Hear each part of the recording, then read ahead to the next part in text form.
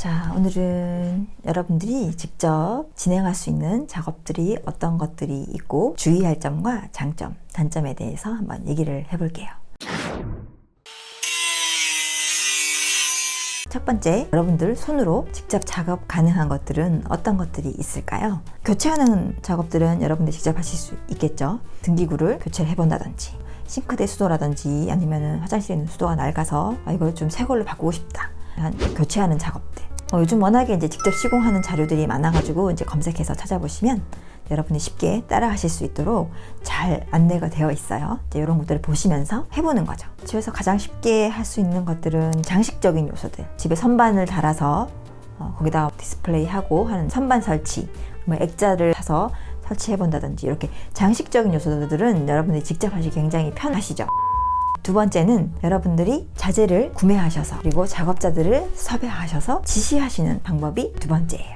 이런 것들은 전문가가 와서 하는 거죠. 그 분야에 오랫동안 일을 하신 분들이 시공을 해주시는 방법이에요. 쉽게 얘기하면 제가 하는 일들을 여러분들이 직접 하시는 거죠. 여러분들이 자재를 구매하고 작업자들이 와서 작업을 하는 이 내용들이 굉장히 많은데 그 중에서 대여섯 가지 정도 공정별로 제가 간단하게 말씀을 드려볼게요. 여러분들이 가장 쉽게 접하시는 거, 집에 도배 장판, 바닥 하는 공정이 있죠. 사실 인터넷에 검색하거나 이렇게 찾으면 이 작업자들 소개받기가 조금 곤란해요. 제품만 판매하는 데들이 많기 때문에 그래서 오프라인에 가셔가지고 좀 찾아보시는 거를 추천드려요. 이거를 쫙 펼쳤을 때 어떠한 느낌이 드는지 직접 보시는 게 훨씬 더 실수를 줄이는 길이죠. 도배 같은 경우에는 을지로 5가, 6가 정도에 가시면 방산시장이라고 있어요. 도배하고 바닥재 판매처들이 굉장히 많이 모여있죠. 도배지랑 이런 바닥재를 고르시고 시공자를 소개받고 날짜를 정하시고 하시면 이제 그분들이 오셔가지고 시공을 해주십니다. 여기에 한 가지 여러분들이 체크하셔야 될 점은 도배를 하는 공간의 면적을 미리 좀 재가시는 게 좋아요. 그래야지 그분들도 자재를 얼만큼 준비해야 하는지 그리고 몇 사람을 보내야 하는지 이걸 알 수 있겠죠. 아파트 같은 경우에는 대부분의 그분들이 이제 면적을 알고 있기 때문에 좀 넉넉하게 자재를 가지고 준비해 주시죠. 다른 공정 같은 경우에는 전기가 있죠. 사실 전기는 조금 무서울 수 있죠. 전문가가 와서 해줬으면 좋겠다 라고 하시면 전등을 파는 데 가셔가지고 전등을 구입하시면서 작업자를 소개받으실 수 있어요. 똑같이 대부분 요거는 을지로 4가 정도에 가시면 많이 모여 있거든요. 거기서 등을 고르시고 스위치 바꾸고 싶으신 것도 고르셔가지고 구매를 하시면서 작업자분 소개시켜주세요 라고 하시면 그분들이 날짜에 맞춰가지고 이제 와주세요. 그러면은 이제 여러분들이 바꾸고 싶은 전등의 위치, 전등 교체, 스위치도 이제 다 바꿔주시죠. 주의해야 할 점은 단순히 전등만 바꾸는 거면 괜찮은데 이제 위치를 바꿔야 한다. 등을 하나 더 추가로 달고 싶다 하면 전기선이 연결되어 있어야 되겠죠. 부자재들이 들어가는 것들은 좀 비용이 발생할 수 있다는 거 좀 참고해 하시고요. 그 다음에 페인트 작업도 여러분들이 직접 하실 수 있죠. 사실은 페인트가 보기에는 쉽다고 해서 여러분들이 가끔 이제 집 안 전체를 칠하고자 하시는 분들이 있어요. 근데 이게 말이 쉽지 고된 일이거든요. 그래서 이제 막 벽 하나 칠하다가 나 못하겠다 이런 분들이 가끔 계신데 정말 면적이 넓거나 또는 조금 특수한 재질로 여기 벽을 뭔가 내가 꾸미고 싶다라고 하시면 고민을 해보셔야 되는 거죠. 이것도 역시 페인트를 판매하는 곳에 가시면 그리고 여러분들이 좋아하시는 색으로 만드셔가지고 페인트를 구매를 하시면 이제 그분들이 작업자분들을 소개시켜 주시는 분도 있어요. 이제 간혹 사실은 판매처에 가면 저희는 이제 소개는 안 시켜드려요. 물건만 팔아요. 라고 하시는 분들도 있어요. 그럼 미리 이제 여쭤보시는 게 낫겠죠. 그리고 여러분들도 많이 또 접해보셨을 것 같은데 우리가 붙박이장, 옷장, 싱크대, 신발장 이런 것들을 바꾸고 싶다. 아니면 붙박이장이 없는데 새로 설치하고 싶다.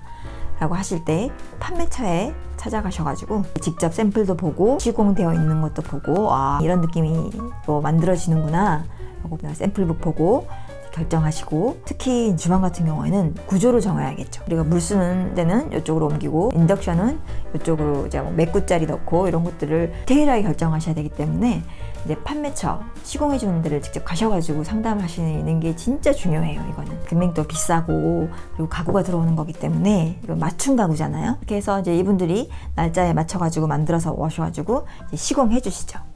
기존에 만약에 붙박이장이라든지 싱크대가 설치가 되어 있다 라고 하시면 이제 미리 설치하기 전날이나 그 전에 오셔가지고 철거해 주시고 철거된 것들도 싹 가지고 가주시니까 이런 것들은 미리미리 판매처에게 얘기해 주시는 게 좋아요. 화장실 공사도 여러분들이 많이 하고 싶어 하세요. 제일 큰 공사 사실 타일 공사죠. 타일 공사도 여러분들이 직접 지시하실 수 있어요.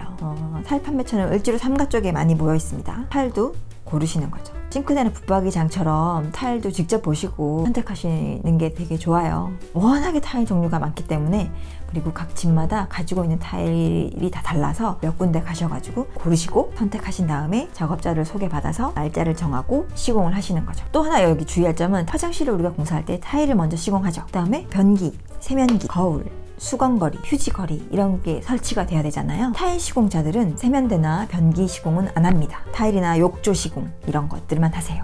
기물을 설치하는 건 그날 당일에 할 수도 없을 뿐더러, 왜냐면 타일이 마르지 않아서 아직 움직이고 있는 상태거든요. 보통 그 다음날 다른 작업자분들이 오셔서 설치를 해주시죠. 이분들은 그 타일 시공자와 별개의 시공자예요. 그래서 이분들도 같이 섭외를 하셔야 되는 거죠. 이렇게 오늘 대여섯 가지 여러분들이 직접 하실 때 공정을 간단하게 설명을 드렸어요.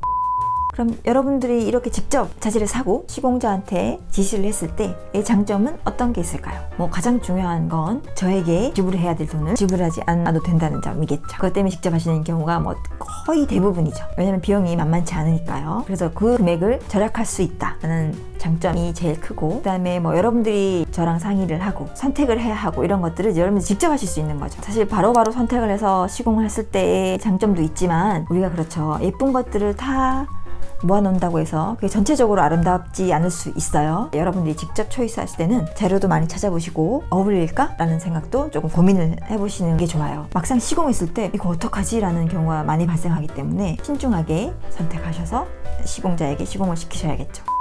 그러면 단점은 뭐가 있을까요? 내가 해보지 않은 분야이기 때문에 자료를 찾는 시간이 되게 많이 걸리겠죠. 그리고 발품도 팔아야 되기 때문에 그러한 시간 투자가 굉장히 많이 된다고 보시면 돼요. 제가 하는 일은 여러분들의 시간을 줄여주고 여러분들이 경험하지 못한 걸 미리 사전에 경험을 해봤기 때문에 그거에 대한 노하우를 가지고 구현시켜주는 사람인 거죠. 그러니까 여러분들이 그걸 다 직접 하셔야 되는 거라 시간이 많이 든다는 단점이 있어요. 사실은 최대 큰 단점은, 여기서 생기는 문제점은 모두 여러분들에게 책임이 있다는 게 사실 어떻게 보면 가장 큰 단점이에요. 작업자들이 그럼 책임지지 않나요? 그 사람들이 잘못한 거 아닌가요? 라고 하지만 사실 그분들에게 책임을 묻기에는 조금 어려운 부분이 있어요. 지시자는 여러분들이기 때문에 그 작업자들과의 많은 소통이 필요한 거죠.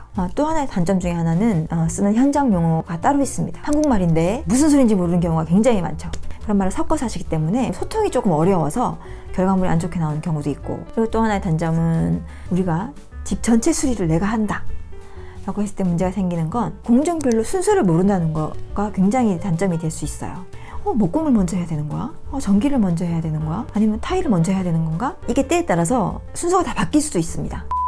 저는 사실 조금 여러분들이 직접 이렇게 해보시는 걸 추천해요.